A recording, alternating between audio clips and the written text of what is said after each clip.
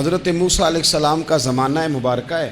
ایک شخص نے اپنے کزن کو، اپنے چچا کے بیٹے کو، چچا زاد کو قتل کر دیا اور خود ہی اس کا مدعی بن کے حضرت موسیٰ کے پاس آیا کہ بتائیے جناب میرے اس بھائی کو کس نے قتل کیا ہے؟ حضرت موسیٰ نے ایک سادی سی بات کی، کیا فرمایا؟ وَإِذْ قَالَ مُوسَىٰ لِقَوْمِهِ إِنَّ اللَّهَ يَأْمُرُكُمْ أَن تَذْبَحُوا بَقَرَةً۔ حضرت موسیٰ علیہ السلام نے اپنی قوم سے کہا کہ اللہ تمہیں حکم دیتا ہے کہ ایک گائے ذبح کرو، گائے کا کچھ حصہ مقتول کو مارو، وہ خود اٹھ کے بتا دے گا مجھے کس نے قتل کیا ہے۔ یہ پہلا سپارہ ہے قرآن مجید کا، آپ اس کو دیکھ لیں، یہ آیت نمبر 67 سے شروع ہو رہا ہے۔ تو اب وہ چونکہ ذبح کرنا نہیں چاہ رہا تھا، اس کو پتا تھا کہ مجرم تو میں خود ہوں، وہ ذبح چونکہ کرنا نہیں چاہ رہا تھا تو اس سے کہا کہ مارو ایک حصہ گائے کا، اس کو تو یہ اٹھ کے بتا دے گا۔ تو اس نے جواب کیا دیا؟ قالوا اتتخذون ہزوا، کہنے لگا آپ میرے ساتھ مذاق کرتے ہیں، کبھی ایسا بھی ہوا ہے؟ قال اعوذ باللہ ان اکون من الجاہلین، حضرت موسیٰ علیہ السلام فرمانے لگے میں اللہ کی پناہ مانگتا ہوں میں جاہلوں میں سے ہو جاؤں۔ ہر وقت مذاق کرتے رہنا یہ تو جاہلوں کا طریقہ ہے۔ کن کا ہے؟ حضرت موسیٰ نے کہا ہے، قرآن پاک ہے، ہر وقت مذاق کرتے رہنا۔ خوش طبعی اور چیز ہے، مسکراتے رہنا، لیکن کسی کا مذاق ہر وقت اڑاتے رہنا کن کا طریقہ ہے؟ جاہلوں کا۔ جب کہا نہیں ذبح کرنی ہے تو اب ذرا دیکھیے، کرنا نہیں نہ چاہ رہے، قالوا ادع لنا ربک یبین لنا ما ہی، کہنے لگے اے موسیٰ پھر آپ نہ رب سے دعا کریں کہ وہ ذرا کھول کے بتائے وہ گائیں کس طرح کی ہو، ارادہ نہیں نہ ذبح کرنے کا، آپ دعا کریں۔ قال انہ یقول انہا بقرۃ لا فارض ولا بکر، فرمایا کہ رب کہتا ہے وہ گائے نہ بوڑھی ہو نہ زیادہ بچیا ہو، عوان بین ذالک، ان کے درمیان ہو، یعنی جوان گائے ہو۔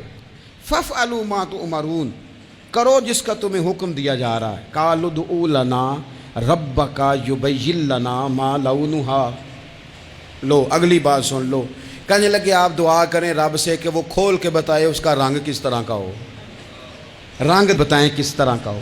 قال انہ یقول انہا بقرۃ صفراء، فرمایا رب فرماتا ہے کہ صفراء رنگ کی ہو، یعنی گہرے زرد رنگ کی ہو۔ کہ رب فرماتا ہے اس طرح کی گائے ذبح کرو۔ فاقع لونھا تسر الناظرین، اور جب کوئی اسے دیکھے تو اسے اچھا بھی لگے، آنکھوں کو اچھی لگے وہ گائے، اس طرح کی گائیں ذبح کرو۔ لو اتنی باتیں بتا دی۔ قالوا ادع لنا ربک یبین لنا ما ہی، کہنے لگے نہیں آپ پھر دعا کریں اللہ ذرا کھول کے بتائے گائیں کس طرح کی ہو۔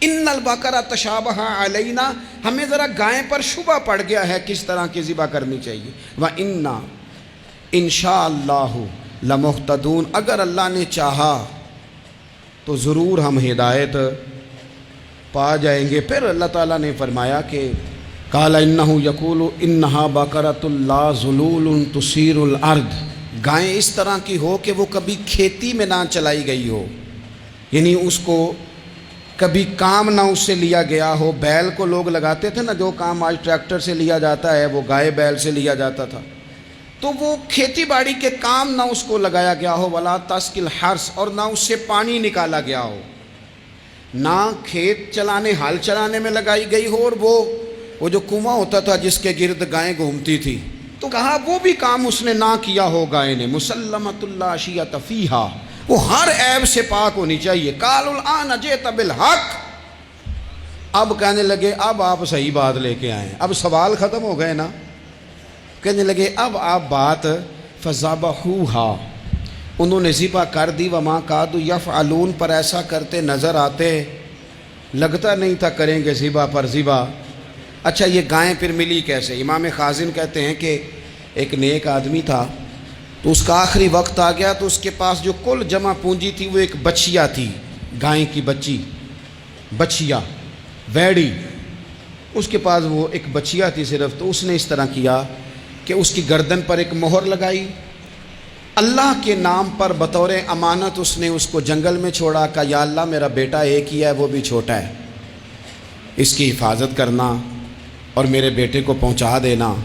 بچہ بالغ ہو گیا، اس کی ماں نے کہا بیٹا جو امانتیں رب کے پاس رکھوائی جائیں نا ان میں خیانتیں نہیں ہوا کرتی، جا کے جنگل میں آواز دے تیری گائے واپس آ جائے گی۔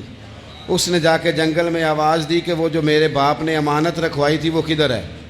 وہ نشان لگی ہوئی گائیں دوڑتی ہوئی اس کے پاس آئی۔ واللہ خیر الرازقین، جب رب بندوبست کرے، جب اللہ بندوبست کرے تو پھر معاملہ اور ہوتا ہے۔ وہ گائے آ گئی۔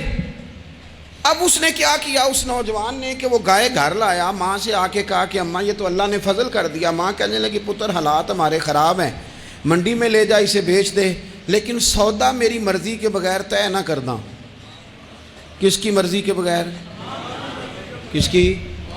اماں کی مرضی۔ اور سنو یار، تھے کچھ لوگ جن کو لوگوں نے تانے بھی دیے کہ تم ماں کے پیچھے لگ گیا ہے، لوگوں نے بڑا کچھ کہا، پر جو ماں کی مرضی پہ لگیں ناکام نہیں ہوتے زندگی میں۔ یہ دیکھو ماں کی مرضی پہ لگا۔ اس کی قیمت کتنی تھی گائے کی؟ بڑی مہنگی تھی، پر 3 دینار کی تھی۔ منڈی میں لے گیا، 3 دینار اس کی قیمت لگ گئی۔ تو ماں نے کہا تھا میری مرضی کے بغیر سودا نہ کرنا۔ اب بچے تو نہیں نہ مانتے، اماں کو کیا پتا باہر بزنس کیا ہے، لین دین کیا ہے، پر ماں نے کہا تھا میری مرضی۔ بندہ دے رہا ہے اسے 3 دینار، اس نے کہا جی میں نے طے تب کرنا ہے، ڈن تب کرنا ہے، پہلے اماں سے پوچھنا ہے۔ گھر جا کے اماں سے پوچھا، اماں کہنے لگی دے دے۔ واپس آیا تو اس نے کہا کہ میں 6 دینار دیتا ہوں پر میری شرط ہے، ماں سے نہیں پوچھنا۔ اس نے کہا تو 12 بھی دے، ڈن تب بھی ہونا ہے جب اماں نے کہنا ہے۔ وہ جب اس طرح کی اس نے گفتگو کی، واپس اپنی والدہ کے پاس گئے، کہنے لگے اماں سمجھ نہیں آتی، 3 دینار کی گائیں بندہ 12 میں خریدنے کو تیار ہے، شرط لگاتا ہے کہ اماں سے نہیں پوچھنا۔ تو والدہ کہنے لگی پتر پہلے اس سے جا کے پوچھ کیا وہ ہے کون؟ یہ کوئی روحانی معاملہ ہے، کوئی غیبی مدد ہے، پوچھ۔ اس سے جا کے پوچھا تو وہ کہنے لگا میں تو فرشتہ ہوں اللہ کا، تو نے گائیں بیچنی نہیں، اس لیے کہ تیرا باپ بھی نیک ہے، تیری ماں بھی نیک ہے، رب تیرے رزق میں برکت پیدا فرمانا چاہتا ہے۔ ماں باپ نیک ہونا رزق میں برکت ہو جاتی ہے۔ ماں باپ نیک ہوں، ان کی صالحیت کا اثر پہنچتا ہے بچوں تک۔ رزق حلال کما کے لانے والے ہوں تو گھر میں برکت ہوتی ہے۔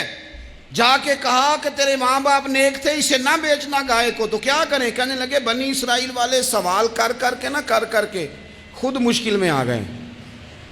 اب وہ ایسی گائے جو جوان بھی ہو، یہاں تو ہر غریب آدمی اپنی گائیں یہاں لگا دیتا ہے، کھیتی باڑی میں یہاں لگا دیتا ہے، کنویں میں پانی نکالنے میں، تو یہاں تو ہر ایک کی گائیں، تو ایسی گائیں جس کا رنگ بھی اتنا پیارا ہو، زیادہ بوڑھی زیادہ بچی بھی نہ ہو، اور ابھی تک کھیت میں بھی نہ لگی ہو، وہ سوائے تیرے کہیں نہیں ہے۔ اس نے کہا چل پھر مہربانی کر بتا میں کتنے کو دوں گائیں، اگر وہ آ جائیں تو کتنے کو بیچنی ہے؟ اسے کہنا کوئی نہیں، ریٹ تو زیادہ کرنا ہی نہیں۔ ان سے کہنا گائے کے اندر سے گوشت نکال دیں اور جتنا گوشت ہے اتنے پیسے بھر دیں، اس کی کھلڑی بھر دیں۔ اب وہ بنی اسرائیل والے ڈھونڈتے پہنچ گئے، کہا جناب گائیں 3 دینار کی یا 6 لے لو۔ اس نے کہا نہ بھائی، ذبح کروں گا، گوشت نکالوں گا، جتنا وزن گوشت کا ہے اتنے پیسے بھرو گے، کھال میں تو پھر گائے تمہیں ملے گی۔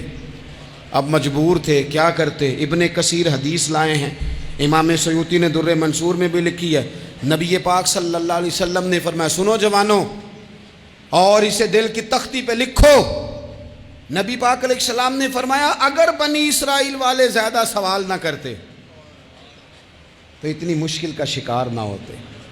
انہوں نے سوال اتنے کیے کہ چارہ نہیں ہے اب ان کے لیے، چارہ نہیں ہے اب ان کے لیے کہ یہ ادھر ادھر جا سکے، مجبوری بن گئی، یہی گائے خریدنی ہے، یہی لے جانی ہے۔